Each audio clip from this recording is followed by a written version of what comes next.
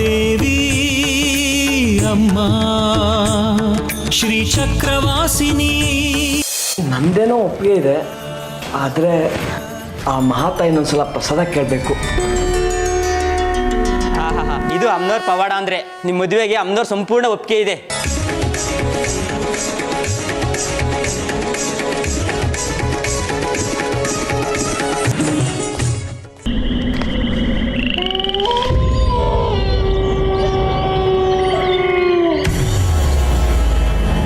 ಇದು ಅಮ್ನೋರ್ ಕುಂಕುಮ. ಇದು ಒಂದ್ಸತಿ ನಿನ್ ಕಾಲಿಗಿಟ್ರೆ ಎಲ್ಲ ನೋವುಗಳು ಮಾಯ ಆಗೋಗತ್ತೆ.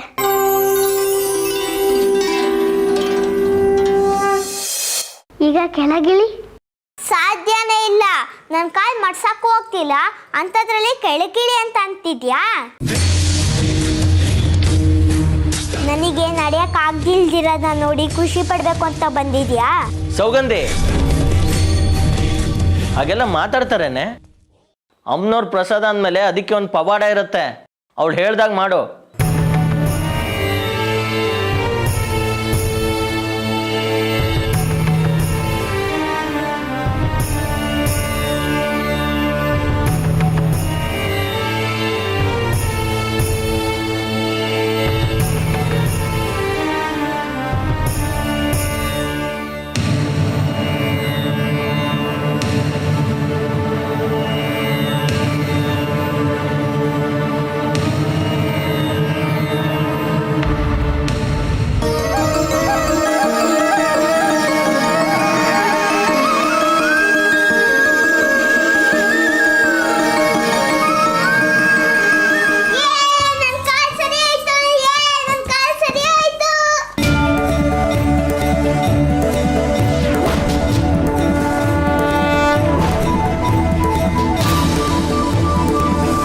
ಗೊತ್ತಾಯ್ತಾ ಈಗಲಾದರೂ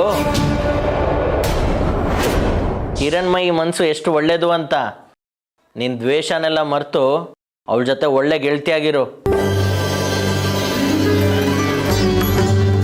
ನನ್ನ ಕ್ಷಮಿಸ್ಬಿಡು ಹಿರಣ್ಮಯಿ, ನಾನು ನಿನಗೆ ತುಂಬಾ ತೊಂದರೆ ಕೊಟ್ಬಿಟ್ಟೆ. ಅದು ಜಾಣ ಮರಿ ಅಂದ್ರೆ. ಈಗ ನೋಡು, ನೀನು ನನ್ನ ಮಗಳು ಅನ್ಸತ್ತೆ. ನೀವಿಬ್ರು ಮಾತಾಡ್ತೀರಿ, ನಿಮ್ಮಿಬ್ರಿಗೂ ಶರ್ಬತ್ ಮಾಡ್ಕೊಂಬರ್ತೀನಿ. ಆಯ್ತು ಅಪ್ಪ, ಇನ್ಯಾವತ್ತೂ ಹಿರಣ್ಮಯಿ ಜೊತೆ ಜಗಳ ಆಡಲ್ಲ.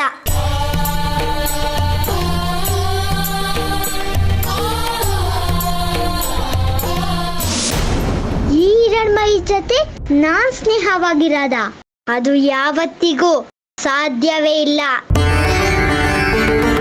ಈ ಕುಂಟಿ ಕುಂತ್ಕೊಂಡೆ ಏನೋ ಮಾಯದಿಂದ ಪಂದ್ಯನೇ ಗೆದ್ಬಿಟ್ಲಲ್ಲ. ಆ ರಹಸ್ಯನ ತಿಳ್ಕೋಬೇಕು ಅಂದ್ರೆ ನಾನು ಇವಳ ಜೊತೆ ಸ್ನೇಹದಿಂದಾನೇ ಇರಬೇಕು.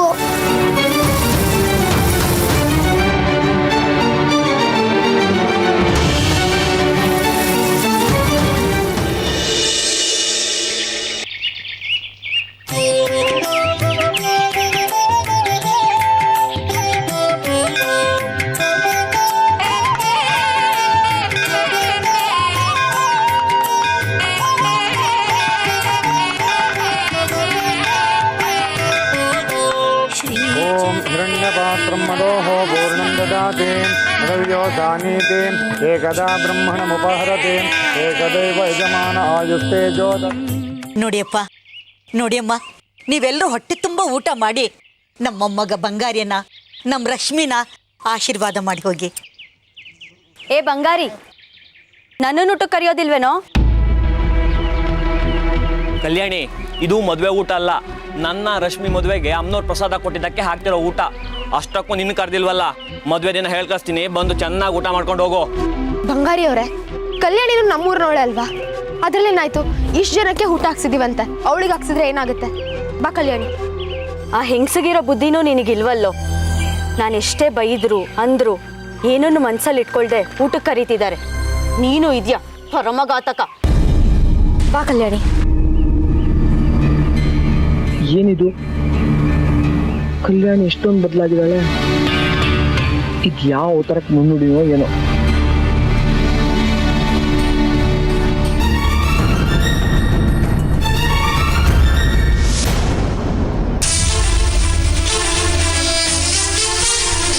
ಕಲ್ಯಾಣಿ ಕಲ್ಯಾಣಿ ಕಲ್ಯಾಣಿ ಕಲ್ಯಾಣಿ ಕಲ್ಯಾಣಿ ಕಲ್ಯಾಣಿ ಕಲ್ಯಾಣಿ ಹೇಳಮ್ಮ ಕಲ್ಯಾಣಿ ಕಲ್ಯಾಣಿ ಕಲ್ಯಾಣಿ ಕಲ್ಯಾಣಿ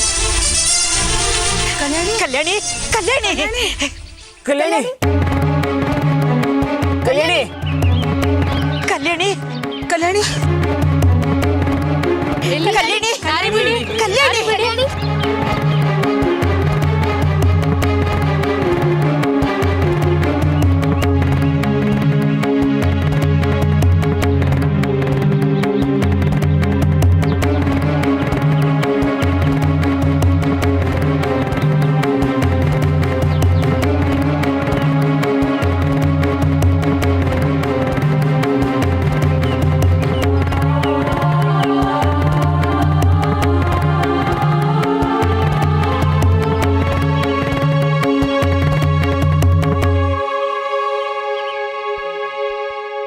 ಗಾಬರಿ ಆಗುವಂಥದ್ದು ಏನೂ ಇಲ್ಲ.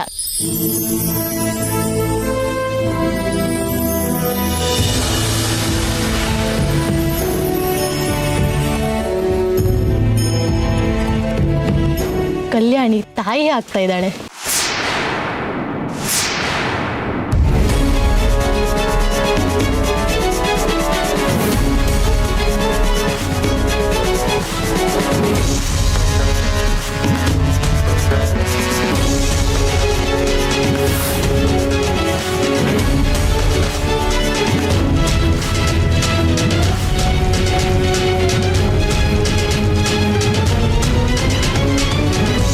ಯಾರಾದರೂ ಸ್ವಲ್ಪ ನೀರು ಕೊಡಿ.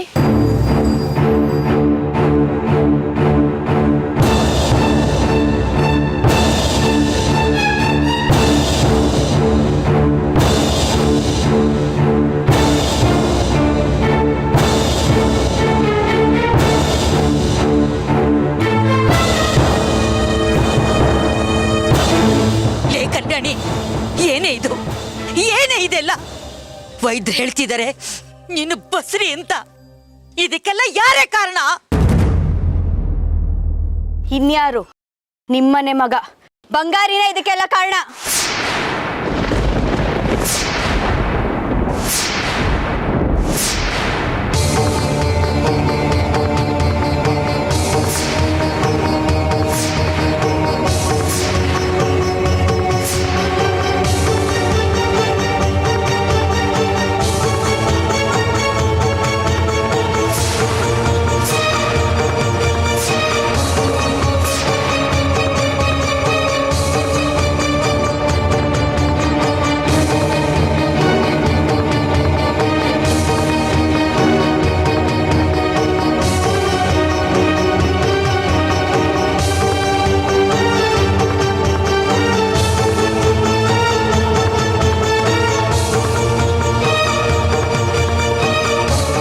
ನಾನು ಬಂಗಾರಿ ಯಾವಾಗ್ಲೂ ಒಟ್ಟಿಗೆ ಇರ್ತಿದ್ವಲ್ಲ.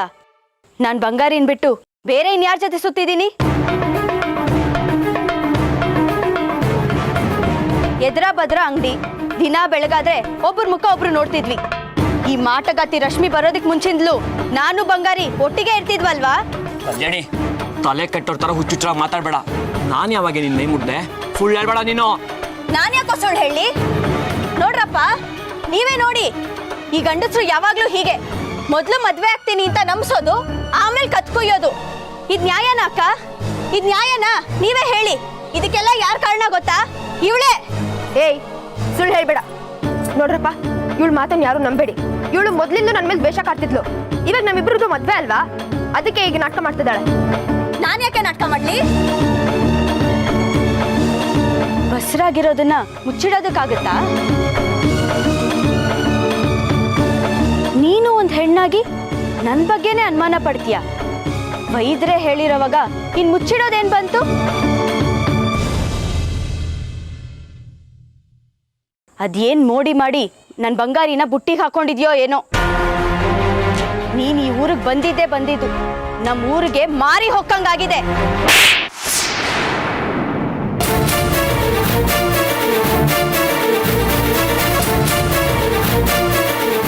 ನೋಡ್ರಮ್ಮ, ನೋಡಿ, ಸತ್ಯ ಹೇಳಿದ ತಕ್ಷಣ ಇವಳಿಗೆ ಹೇಗೆ ಕೋಪ ಬಂತು ಅಂತ. ಇವಾಗ್ಲೂ ಇವಳು ಪೊಲೀಸ್ ಬುದ್ಧಿನೇ ತೋರಿಸ್ತಿದ್ದಾಳೆ. ಇವಳು ಹೀಗೆಲ್ಲ ಮಾಡಿದ್ದಕ್ಕೆ ಅಲ್ವಾ ಇವಳನ್ನ ಪೊಲೀಸ್ ಕೆಲಸದಿಂದ ಕಿತ್ತಾಕಿರೋದು. ನೋಡಮ್ಮ ಕಲ್ಯಾಣಿ, ನೀನು ತಪ್ಪು ನಡೆದಿದೆ ಅಂತ ಹೇಳ್ತಿದ್ಯಾ, ಅವನು ತಪ್ಪು ಮಾಡಿಲ್ಲ ಅಂತ ಹೇಳ್ತಿದ್ದಾನೆ. ಇಂಥ ಸಂದರ್ಭ ಬಂದಾಗ ನಾವು ಅಮ್ಮನವ್ರನ್ನೇ ಅಲ್ವಾ ನ್ಯಾಯ ಕೇಳೋದು? ನೀನು ಬಸರಿ ಆಗಿರೋದು ನಿಜವಾಗಿದ್ರೆ ಅಮ್ಮನವ್ರ ಮುಂದೆ ಹೋಗಿ ಕೈ ಮೇಲೆ ಕರ್ಪೂರ ಹಚ್ಕೊಂಡು ದೀಪ ಬೆಳಗು.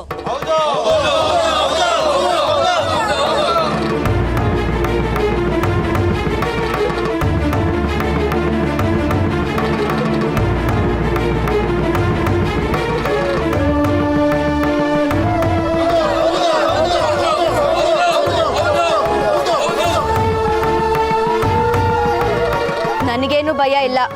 ನಾನು ಯಾರ ಮುಂದೆ ಬೇಕಾದ್ರೂ ನಿರೂಪಿಸ್ತೀನಿ.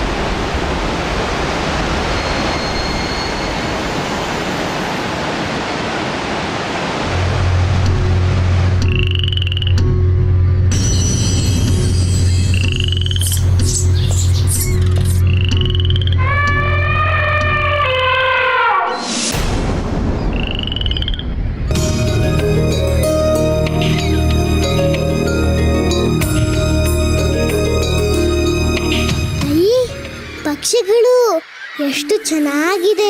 ನಾನು ಈ ಥರ ನಮ್ಮ ಊರಲ್ಲಿ ನೋಡೇ ಇರಲಿಲ್ಲ.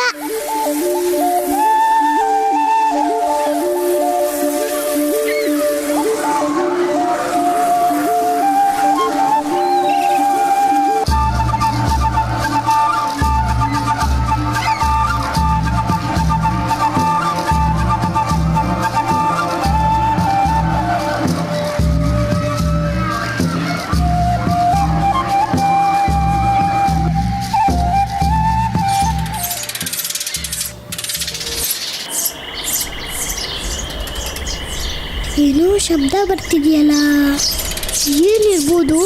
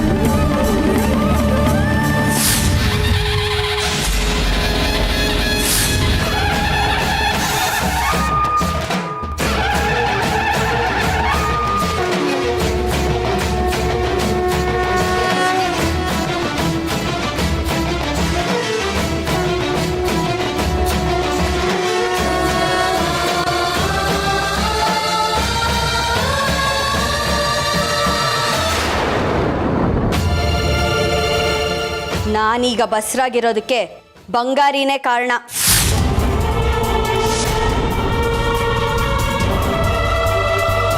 ನಾನು ಅವನನ್ನು ಬಿಟ್ಟು ಇನ್ಯಾರನ್ನೂ ಮನಸ್ಸಲ್ಲಿ ಇಟ್ಕೊಂಡಿಲ್ಲ. ಇದು ಸತ್ಯ ಸತ್ಯ ಸತ್ಯ.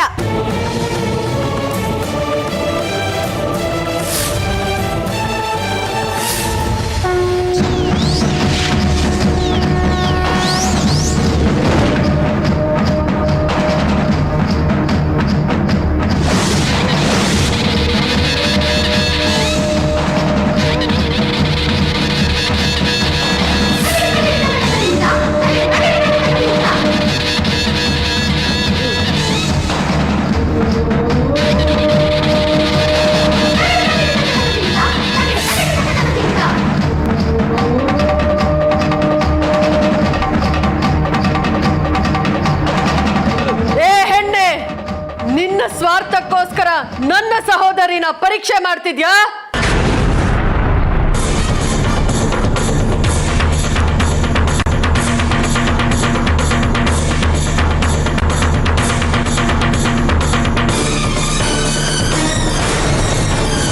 ಇವತ್ ನಿನಗೆ ಸರಿಯಾಗಿ ಬುದ್ಧಿ ಕಳಿಸ್ತೀನಿ.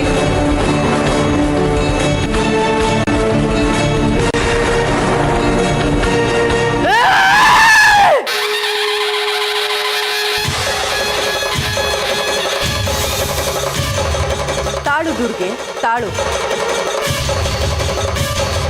ಶಾಂತಳಾಗು.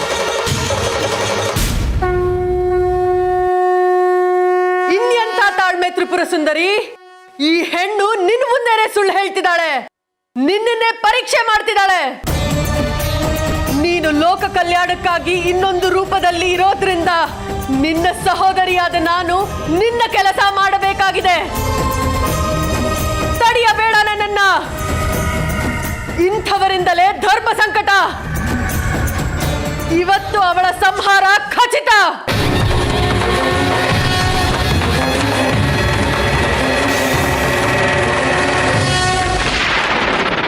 ಬೇಡ ದುರ್ಗೆ, ಅವಳು ತನಗೆ ಅರಿವೇ ಇಲ್ಲದೆ ದಡ್ಡ ಕೆಲಸವನ್ನ ಮಾಡುತ್ತಿದ್ದಾಳೆ. ಭಕ್ತರನ್ನ ಕಾಯಬೇಕಾದದ್ದು ನಮ್ಮ ಧರ್ಮ ಅಲ್ಲವೇ? ಈಕೆ ಕೂಡ ನನ್ನ ಭಕ್ತೆ. ಹೀಗೆ ನಿನ್ನನ್ನ ಇಬ್ಬದಿಗೆ ತಳ್ಳುತ್ತಿರುವ ಇವಳು ಹೇಗೆ ನಿನ್ನ ಭಕ್ತೆ ಆಗುತ್ತಾಳೆ? ಪ್ರತಿದಿನ ಹೂ ಕಟ್ಟಿ ನನ್ನ ಭಕ್ತರಿಗೆ ಪೂಜೆಗೆ ನೆರವಾಗ್ತಿದ್ದಾಳೆ. ಅದು ಅವಳ ವೃತ್ತಿ, ಹೊಟ್ಟೆಪಾಡು. ಹಾಗೆ ವೃತ್ತಿ ಧರ್ಮ ಮಾಡುವುದು ಭಕ್ತಿ ಹೇಗೆ ಆಗುತ್ತದೆ ತ್ರಿಪುರ ಸುಂದರಿ? ವೃತ್ತಿ ಧರ್ಮವನ್ನ ಭಕ್ತಿಯಿಂದ ಮಾಡಿದರೆ ವೃತ್ತಿಯು ಭಕ್ತಿಯಾಗುತ್ತದೆ ಅಲ್ಲವೇ ಸಹೋದರಿ? ಅಲ್ಲದೆ ಕಟ್ಟಿದ ಹೂವು ಮಿಕ್ಕಿದ್ದರೆ ನನಗೆ ಸಮರ್ಪಿಸುತ್ತಿದ್ದಳು. ಇವಳ ವೃತ್ತಿಯ ಜೊತೆಗೆ ಭಕ್ತಿಯು ಬೆರೆತಿದೆ. ಮತ್ತೆ ಈಕೆಯ ಈ ದುರ್ನಡತೆಗೆ ಶಿಕ್ಷೆ ಅದನ್ನ ಕಾಲವೇ ನಿರ್ಣಯಿಸುತ್ತದೆ. ನೀನು ಶಾಂತಳಾಗಿ ಹಿಂತಿರುಗು.